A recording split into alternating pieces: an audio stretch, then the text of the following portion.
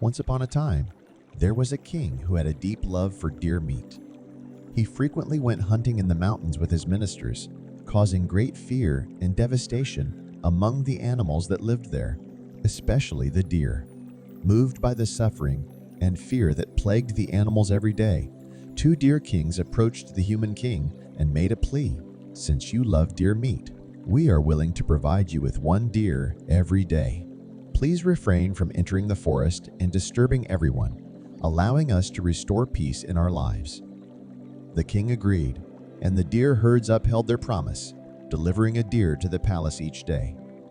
Although they were spared the terror of being hunted, the deer's anxiety remained unabated. They still lived in constant fear, wondering, today, we may be lucky to survive, but will it be our turn to die tomorrow? One day, it was the turn of a pregnant doe to be taken to the palace.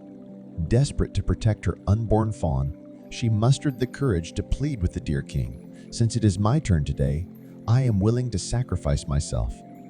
But could you please wait until I give birth to my fawn before I come?" The deer king felt torn. "If you don't go, who will go in your place?" he asked, refusing her request. Heartbroken and helpless, the doe thought of another compassionate deer king and decided to seek its help. After listening to the doe's plight, the merciful deer king felt great sympathy. However, who would be willing to sacrifice themselves in place of the doe? After pondering, the deer king told the doe, "You go back for now. I will find a solution to this problem." However, the compassionate deer king couldn't bear to send any other deer to their premature death. Eventually, the deer king decided to go to the human king himself. "King, it is my turn today." "Here I am," said the deer king. The human king, puzzled, asked, "Does this mean there are no deer left in the entire forest? Why are you here personally?" The deer king shook his head. "That's not the case, but today it was supposed to be the pregnant doe's turn. However, she came to me and begged for a postponement to protect her unborn fawn.